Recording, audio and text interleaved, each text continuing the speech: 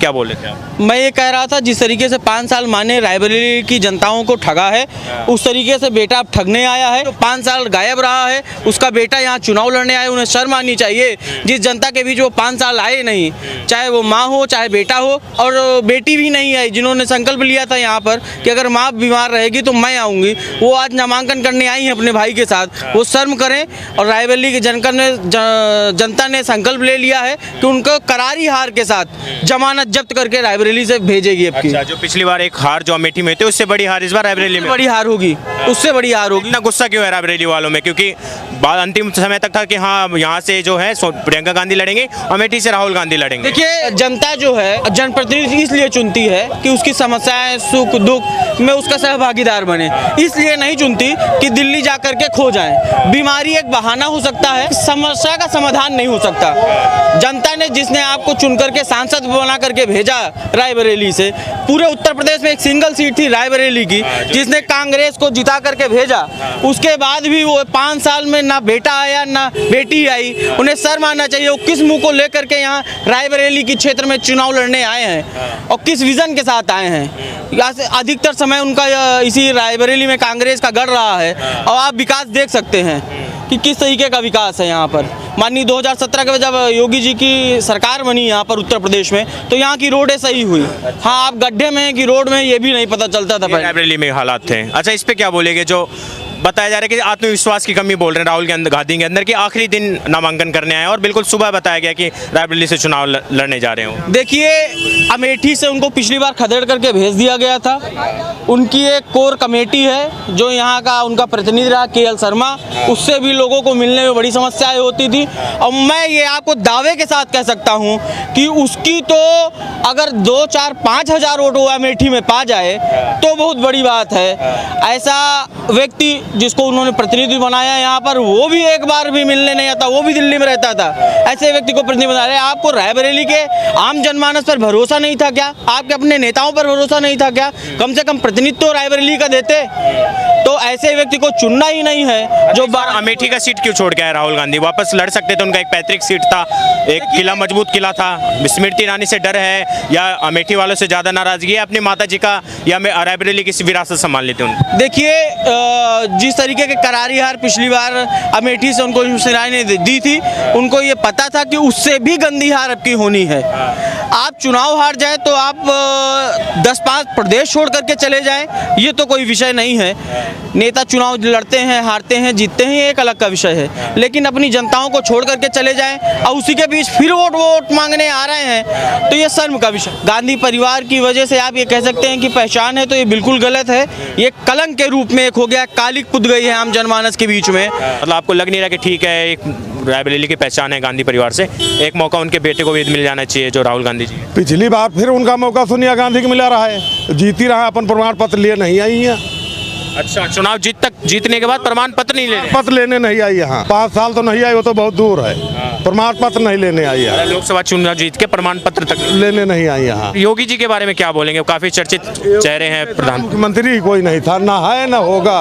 कि जब केंद्र में कांग्रेस की सरकार और यहाँ राज्य में बसपा और सपा की सरकार थी, उस समय खाद के लिए किसान बछरावा मंडल में लाठी खा रहा था, लोगों की जेबें कट रही थी। तो ये कौन सी गहरी नींद में सो रहे थे? जब आप केंद्र में बैठे हो, किसान खाद के लिए लाठी खाए, तो किसान को तो मूल रूप से खाद और बीज और पानी चाहिए। अगर इन चीजों की समस्या है तो किसान क्या करेगा? बेमौत मारा जाएगा ना। उस समय तमाम लोगों ने ठगा भी खाद के बारे में। किसान विरोधी तो मोदी सरकार को बताते राहुल गांधी। 700 से ज्यादा किसान मरवा दिया आंदोलन में, जो दिल्ली घेर के आंदोलन हुआ, अभी चुनाव से कुछ दिन पहले तक आंदोलन हुआ है। किसान विरोधी तो मोदी सरकार को बताया जाता है। देखिए, वो उनका बताना अलग फार्मूला है। अयोध्या जी में किसने गोलीकांड करवाया राम भक्तों के ऊपर? कितने लोग मारे गए? किसके आदेश पे मारे गए? क्या हम कहीं शासन सत्ता में हैं? उसकी सजा राहुल गांधी, अच्छा नहीं, उसकी सजा सुनिए, उसकी सजा राहुल गांधी को क्यों दीजिएगा? उनका क्या समाजवादी पार्टी और अखिलेश यादव और मुलायम सिंह से लेना देना है? आज ये सब मिलकर के काम कर रहे हैं। क्यों कर रहे हैं? क्यों कर रहे हैं? अगर किसी ने गलत किया है तो हम उसके साथ में नहीं खड़े होंगे, हम बिल्कुल अलग खड़े होंगे। अयोध्या में गोलीकांड का बदला आप राहुल गांधी से लेगी है, क्यों नहीं लेना चाहिए? कोई अगर गलत का साथ दे तो हमें उसके साथ में नहीं रहना चाहिए, हमें अलग रहना चाहिए।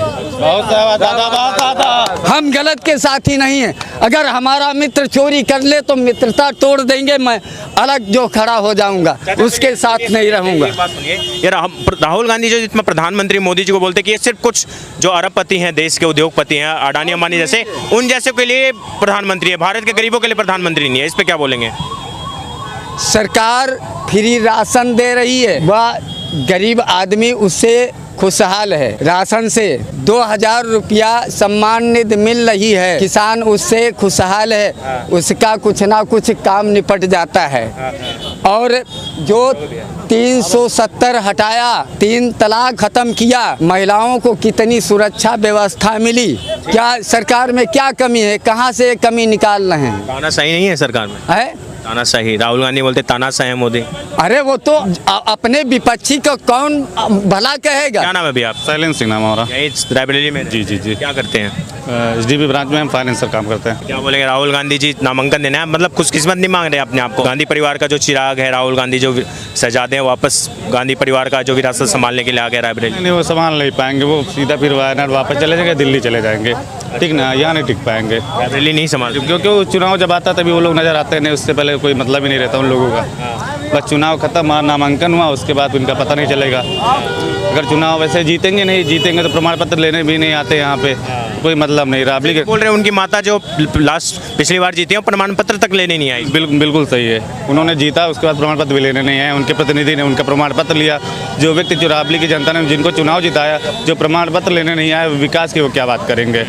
वो तो वैसे कोई मतलब नहीं है। तो इसलिए राबली की जनता ने 1 लक्ष्य एक टारगेट बना लिया है कि इनको यहाँ पे क्लीन स्वीप करके एकदम खत्म करना है यूपी से। अच्छा, ये राहुल गांधी को जो मोदी जी ने आज बोले कि शहजादे भगोड़े हैं, एक सीट छोड़ के फिर दूसरी सीट पे भाग रहे हैं, क्या बोलेंगे उसके ऊपर? हाँ, तो बिल्कुल उनको कोई भरोसा ही नहीं रहता है। पहले अमेठी में थे, अमेठी से आ रहे तो वायनाड भागे, वायनाड से फिर अमेठी, अमेठी से फिर राबली, तो उनका कोई भरोसा ही नहीं रहता कहाँ कब रहें। उनको खुद यकीन नहीं रहता कि हम चुनाव जीतेंगे कि हारेंगे। वो अगर इसको विरासत समझते हैं तो उनको वायनाड से नहीं लड़ना चाहिए था, रायबरेली से ही पहले विश्वास करना चाहिए था।